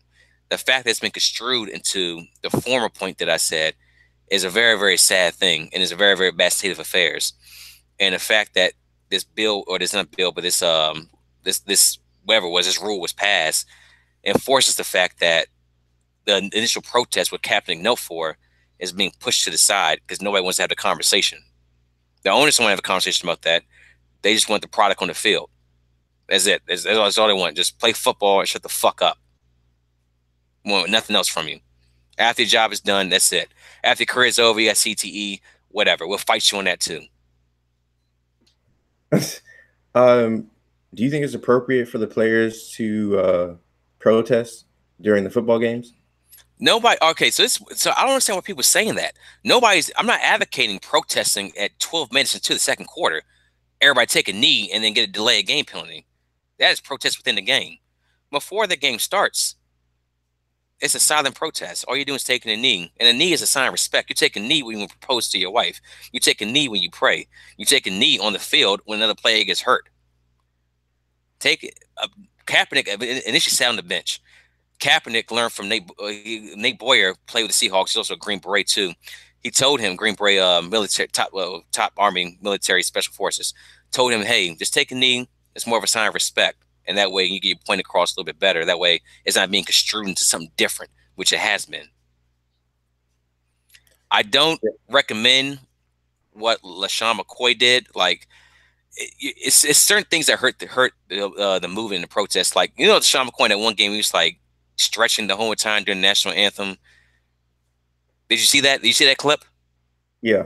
Yeah, like I don't advocate that at all. That doesn't do anything to help anybody. That just makes people who hate the protests not understand it, even hate it even more. Yeah, I kind of want to know what most NFL players think about the protest, because to me, they didn't seem to be too concerned until Donald Trump called them sons of bitches, and it was cool to protest against Donald Trump because it's cool to do so on social media and just in general, to just disrespect Donald Trump. Not saying he deserves anybody's respect or not, but that's the end thing to do. And that's when the players in mass started to kneel. Yeah. Before that, they weren't on this Kaepernick stuff before that. So it was one guy by himself. Yeah. So and a few others on his team. Yeah. Following that up, outside of the NFL or outside of the national anthem being played, what are they doing outside of that? Most of these players. Well, like I said, like a couple I named you. I said Chris Long, and I want to get back to that point too, and I get the Michael Jenkins as well with the Eagles, since they're the ones in the news right now. Chris Long, you know, donated his entire year's salary to, you know, everything that happened in Charlottesville with you know, the neo-Nazi march. You know, guys runs a car and kills a woman. You know, he's donating money towards that right there, and social causes in that light. All right, Ricky, let's tackle that. What does that mean? He donated to what? Because, and also, that was white liberals attacking white conservatives and vice versa. You talking about a color or an idea? Because there was also black people there as well too. Charlottesville? Yeah. Yeah, it would. Well, I was just saying the majority. It looked like, to me, it looked like the majority were like. My point is, it was no police brutality issue there. It was citizens versus citizens with different ideas.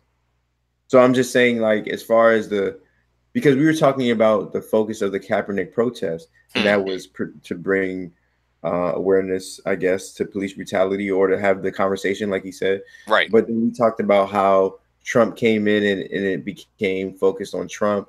So I'm trying to like focus it on the original intent.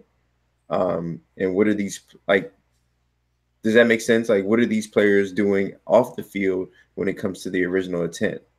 Okay, I see what you mean right there. Now, let me get to, all right, so I give you, so the intent of what Kaepernick did is one thing, but sometimes when you spark something, other people have different causes. They also want to raise issues too as well. So is that do you think it should focus just on Kaepernick or different issues in That's like what society? I think that's what the issue is with the NFL. I think they're like, I don't think they give a damn about police brutality, but what they care about is setting a precedent. So now that Kaepernick wants to protest police brutality, maybe somebody wants to protest animal cruelty, or maybe somebody wants, and the NFL doesn't want that can of worms to be open. So my main point is the NFL has the right to do what they want to do, because they've been given this right, It's and their they're business. powerful. Absolutely. Yeah, they're powerful enough to actually exercise their rights.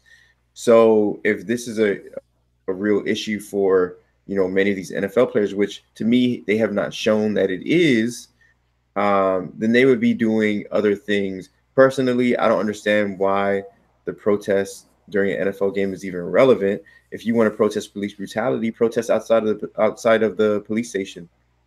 You can get media there as the star quarterback for San Francisco, but I think it's That is also true. part of. That is true. Kaepernick would have, if he was out there in front of like some precinct in San Francisco, then yeah, he would draw a crowd for sure.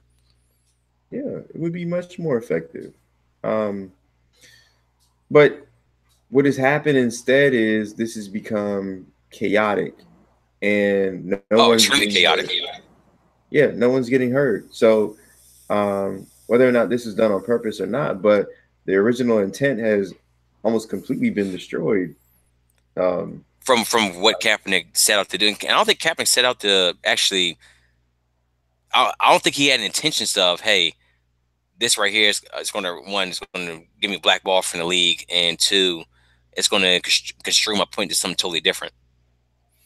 yeah, I think he was a pawn. I don't think he knew at all what was going to happen. But I think he some, felt, yeah, agree. I think he just felt strongly about something, and that's the best way he felt that he could bring attention to it. Now, I told my boy at the time is that I didn't like the fact that, I'll put it like this. I respect, first of all, protesting police brutality. I mean, of course, I'm behind that 100%. Absolutely. But doing it during the national anthem, I felt that his point could be misconstrued into something totally different, and that his message would not be heard, and it could be something completely different on to be like like Trump in office. Pretty much, hey, these players hate America. You know, saying things of that nature, and the narrative being out there that you take a knee, then you hate the country.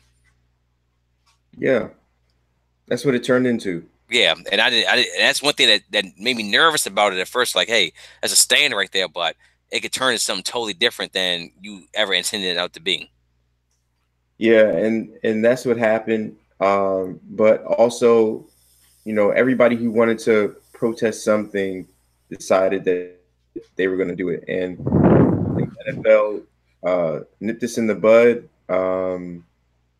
It's not that I necessarily agree with them. I just think that the whole premise is kind of a weird premise, and I don't believe it can be effective. It obviously has been, twisted in the media as something more so divisive. All you hear are people um, who are either racist or what they would call like extreme, and so people get the wrong impression, and it's more, chaotic and yelling than it is an actual discussion, or when you're talking and listening, when it should be more listening than anything, right? Right.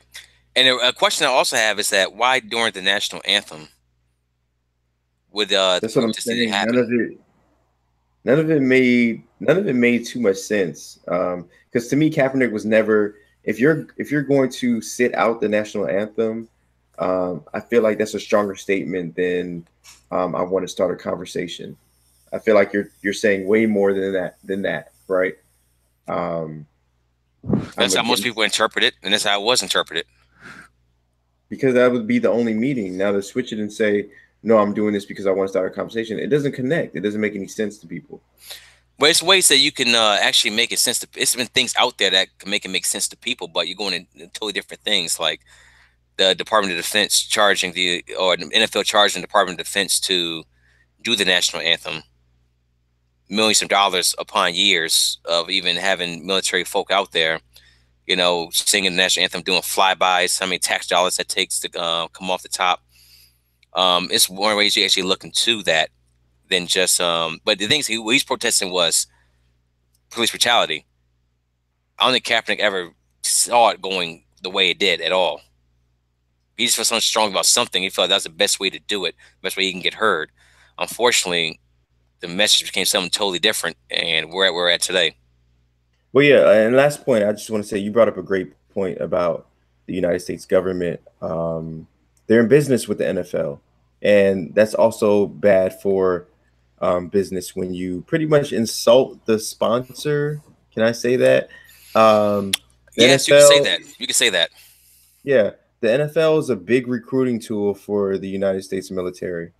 Um, Probably the number one recruiting tool for young men to join the military, and for you to show, um, your quarterbacks and players in an unpatriotic light, is bad for business. It's bad Yeah. for recruitment, all those things. So this was not a well thought out idea. Obviously, it was a by the whim. It was like a whim or whatever, and it kind of blew up in his face. But then it blew up into something even more.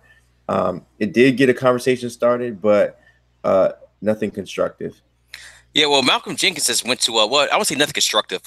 Malcolm Jenkins has went to Capitol Hill several times, talking about issues that plague society like police brutality.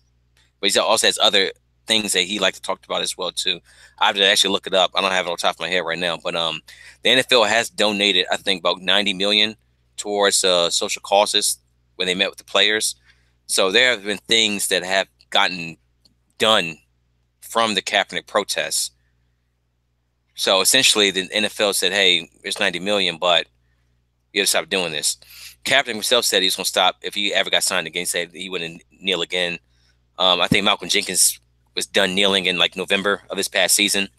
So I don't know how this next year is going to go. I have no idea. I couldn't even tell you how it's going to go. Yeah, I think that's going to be more things that I feel like the last year the NFL wasn't even about football. Like you had so many great stories out there, like Deshaun Watson, a great story. Deshaun Watson? Yeah. Okay, don't be disrespectful. What are you about to say right now? I'm talking great football stories. His injury?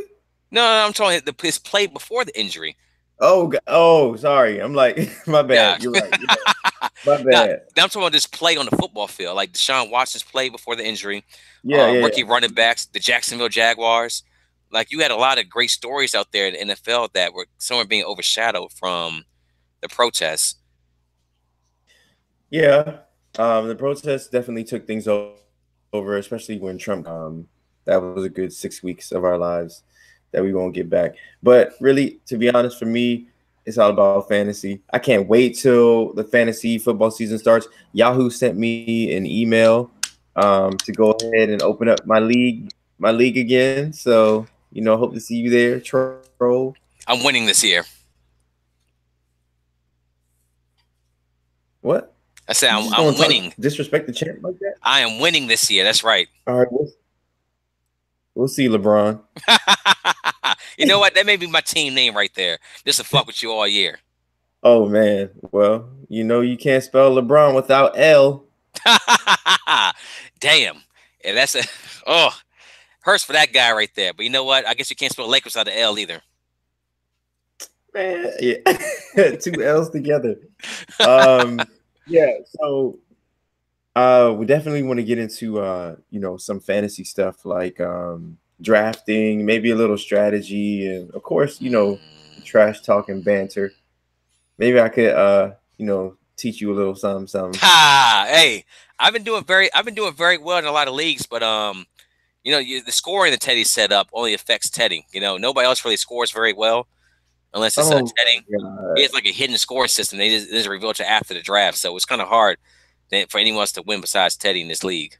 So that's okay. All right. So he builds a super team and he gets all these guys together. So Teddy's drafting. I do customize my leagues. I like to think that I send the rules out a little before. You said after the draft. Yeah, Teddy sends out the score rules after the draft. So you may draft a PPR and it may be like -1 for receptions. I don't know. It's just weird, man. Oh wow. Okay. So I thought this was a truthful podcast. I guess not. But yeah, no, it was a great conversation. I love getting into the NBA finals. Now we're gonna be going into the off season. So next show we're gonna start talking about draft picks, trades, and of course, more on LeBron and his possible destination. Is gonna be a huge story this off season. Decision part 2. We both think he's definitely leaving, but I have the Clippers. I think Rick, you have the Lakers. I got the Lakers. I'm on record. All right, we'll see. It's on record. We'll see. LeBron to the Lakers. So, wait for it. All right, Clippers. But okay, we'll see. So LA. All right, we'll go with that. Okay, we both agree LA. It could be anywhere, man. Like they could form a super team anywhere. It's gonna be crazy. He's not going to the Clippers. That's a bad bet. All right. Okay, so got anything left, Rick? Because we're about to sign off. Before we sign off, I'm gonna give a love to a totally different sport, man. Horse racing. Justify won the Triple Crown today, man. So I just want to show some love to that again. American Pharoah won it back in 2015. That's right. I'm well versed in a lot of different sports. Yeah, man. Triple Crown. We're getting spoiled now. 2015 was the first time since 1977. So we've had 2 in the past 3 years. Justify. Yeah. Shout out to you, baby. Now the real question is this, Teddy. I'm gonna ask you this: is Justify going to show up at the White House?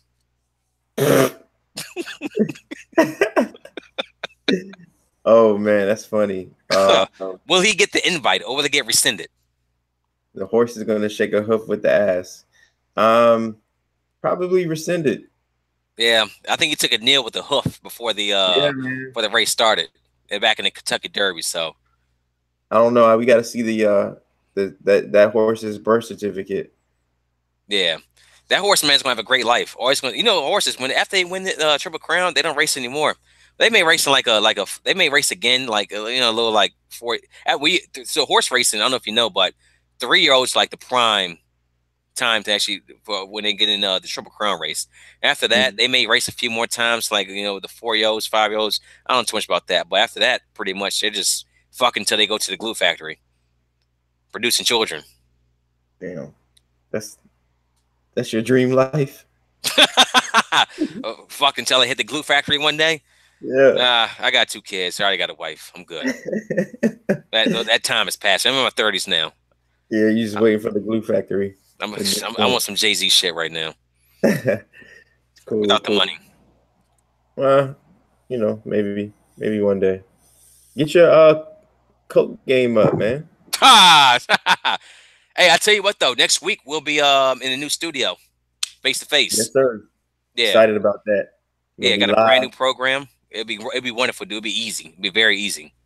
All types of sounds. Yeah, soundproofing is great. It's wonderful. That's all I got for you today. We'll talk off cast, but that's all I got right now. All right, yeah, this was a great show. We're signing out, like Rick said. New studio next week. Can't wait to get in that bitch. Oh, hey, you saw the video I sent you? Yeah, man, it's lit. Yeah, turn the shed into a studio, baby. That's it for us. All right, Rick. Thanks again, man. Hey, Teddy, pleasure as always. All right, peace.